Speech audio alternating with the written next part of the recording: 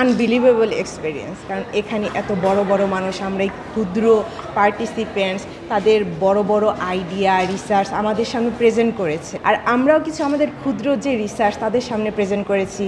মানে আমাদের চোখ খুলে গিয়েছে যে আমরা চাইলে অনেক দূর যেতে পারি, ফান্ড পেতে পারি, অনেক কিছু। এটা আসলে এই কনফারেন্সের মাধ্যমে আমরা আলোকিত হয়েছি, সবাই জানতে পেরেছি। আমার ইউনিভার্সিটি বাংলাদেশ এগ্রিকালচারাল ইউনিভার্সিটি, মানে এখানে এসে আমি আমার বিশ্ববিদ্যালয়কেও প্রেজেন্ট করতে পেরেছি। বাংলাদেশের বিখ্যাত জিন বিজ্ঞানী থেকে শুরু করে যত ফিল্ডের বড় বড় বিজ্ঞানী আছে সবাইকে একসাথে একই প্রেমিজে নিয়ে আসা, এটা অনেক বড় একটা বিষয়। এবং এই রাঙামাটি অঞ্চলে এটা আদৌ কখনো সম্ভব ছিল কিনা আমরা কখনো ভাবতে পারিনি। রাঙামাটি বিজ্ঞান প্রযুক্তি বিশ্ববিদ্যালয়ের যে বায়োসায়েন্স কার্নিভাল এবং কনফারেন্স 2025 থেকে অন্যান্য বিশ্ববিদ্যালয়গুলো আসলে শিখতে পারে যে কিভাবে এত সুন্দর আয়োজন করা যায়। এখানে প্রত্যেকটা সেক্টরে আমাদের বায়োলজিক্যাল সায়েন্স তো এখন যথেষ্ট পরিমাণ ডাইভার্স একটা জায়গা, তো আমাদের বায়োলজিক্যাল সায়েন্সের প্রত্যেকটা সেক্টরের মানে একটা ছোঁয়া এই আয়োজনে এসে আমি পেয়েছি। সেখানে ড্রাগ ডিসকভারি থেকে শুরু করে ন্যানো পার্টিকেলের কাজ থেকে শুরু করে এনভায়রনমেন্টের কাজ থেকে শুরু করে এগ্রিকালচার, তারপরে আমাদের একদম ক্যান্সার, মানে রোগ, হেলথ, সব ধরনের কাজ আমরা পেয়েছি। হচ্ছে বিভিন্ন রকমের বিজ্ঞানীদের ছোট ছোট কাজ, বড় বড় কাজ, সব কিছু সম্পর্কে আমরা ছোট ছোট ধারণা পেয়েছি।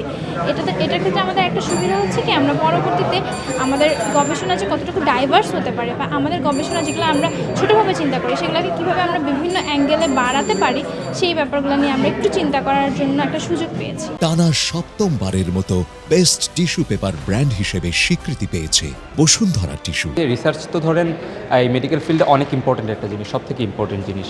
সেক্ষেত্রে যা দেখা যাচ্ছে বাংলাদেশের মানুষ ধীরে ধীরে যে রিসার্চের দিকে অগ্রসর হচ্ছে, রিসার্চ যে কতটা এফেক্টিভ সেটা বুঝতে পারছে, এরকম একটা কনফারেন্সে আসার মাধ্যমে সেটা আমরা বুঝতে পারছি। কারণ কনফারেন্সে অনেক ফুটফলস আছে, অনেক মানুষ আছে।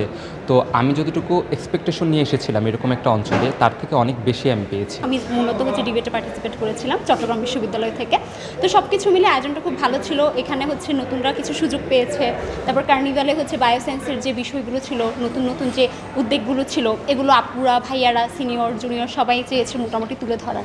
তো সব কিছু মিলে আয়োজনটা মোটামুটি শিক্ষণীয় ছিল, এবং আমরা চাই অন্যান্য বিশ্ববিদ্যালয়গুলো এই ধরনের উদ্যোগ নেই। আজকেও 60টি পোস্টার প্রেজেন্টেশন হচ্ছে, 60 আইডিয়া কন্টেস্ট হচ্ছে, ডিবেটের আয়োজন চলছে, ডিবেট ফর সায়েন্স। পাহাড়ের যারা চিকিৎসা করেন সনাতন পদ্ধতিতে, তাদের কাছ থেকে আমরা গল্প শুনি।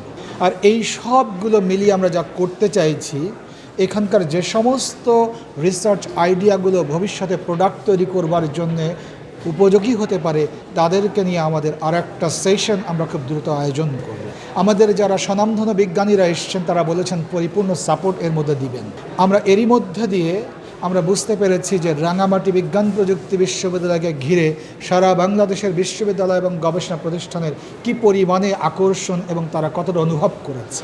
এই অনুভবই সামনের দিনে এই বিশ্ববিদ্যালয় এবং তার গবেষণা জ্ঞান উৎপাদন প্রক্রিয়াকে আমরা অত্যন্ত চমৎকারভাবে আমরা এগিয়ে নিতে পারবো, এবং এই জায়গার মানুষের যে জীবনমান উন্নয়ন, সেই জীবনমান উন্নয়নের জন্য যে গবেষণাগুলো উপযুক্ত এবং অত্যন্ত বিফিটিং, সেই গবেষণাগুলোকে আমরা প্রমোট করবার জন্য আমরা আমাদের পক্ষ থেকে সাধ্যমতো চেষ্টা করব।